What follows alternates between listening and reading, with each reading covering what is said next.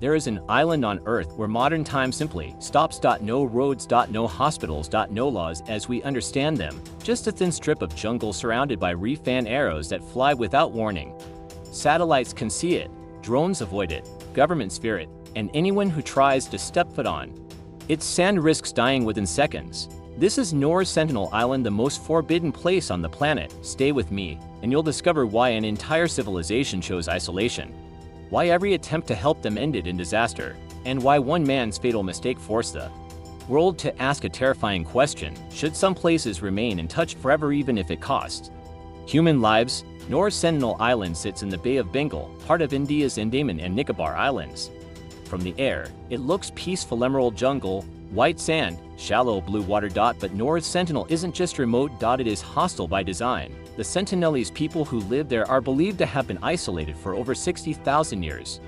That means when the pyramids were built, when Rome rose and fell, when electricity was discovered, they were already there, unchanged. They hunt with bows and arrows. They fish with spears. They do not farm. They do not trade. They do not want us. And they have made that message painfully clear. The outside world first learned of the Sentinelese during British colonial expeditions in the 19th century. In 1880, a British officer named Maurice Vidal Portman led a landing party onto the island. They found deserted huts and silent jungle. No greeting. No welcome. Eventually, they captured 6 Sentinelese, 2 adults and 4 children, and took them back to Port Blair. It was a catastrophe. The adults died quickly from disease. The children were returned with gifts, but the damage was already done. From that moment on, the Sentinelese learned a brutal truth: contact equals death.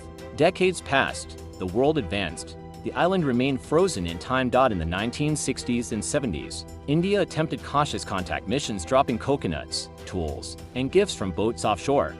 Sometimes the Sentinelese approached the beach. Sometimes they fired arrows. Sometimes they did both. One famous photograph from 1974 captured a Sentinelese man mid-draw, arrow pointed directly at a filmmaker. The image became iconic not because of violence, but because of clarity. This was not fear.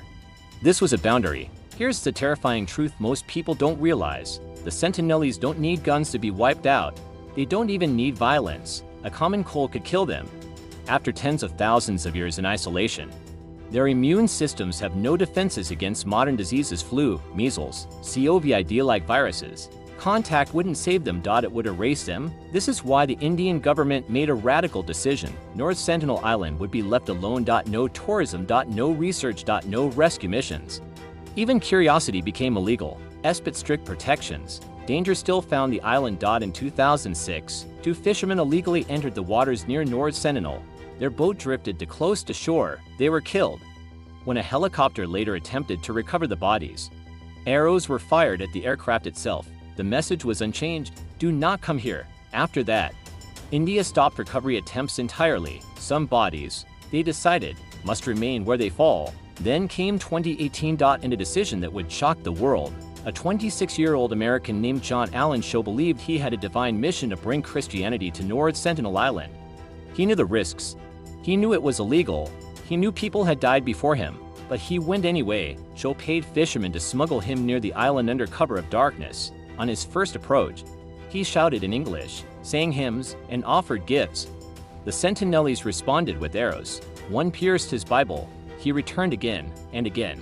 On his last attempt, Shaw stepped onto the beach alone. The fishermen watched from afar. They later reported seeing Sentinelese men drag his body across the sand. He was never recovered.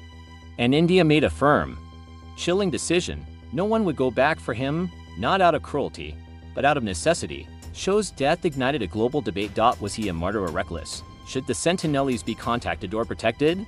Does the right to religious freedom extend into a culture that never asked to be found? And the hardest question of all, do we have the right to force contact in the name of progress? Because history answers that question brutally. Every isolated tribe contacted by modern civilization has faced the same outcome: disease, dependency, cultural collapse, sometimes extinction. O'Day, North Sentinel Island remains off limits. Satellites monitor it. Navies enforce exclusion zones. The Sentinelese continue their lives as they always have. They hunt, they dance. They raise children. Unaware of the internet. Unaware of space travel. Unaware that the world debates their existence. And perhaps that is the point. There's the moment that changes everything. North Sentinel Island isn't dangerous because of its people. It's dangerous because we don't know how to exist without changing everything we touch.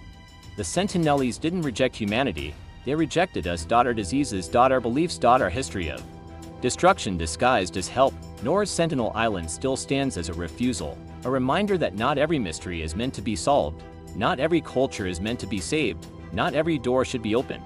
So here's the question I'll leave you with. In a world obsessed with access, exploration, and control, is North Sentinel Island proof that true respect sometimes means walking away? And if that's true, what else should we leave untouched?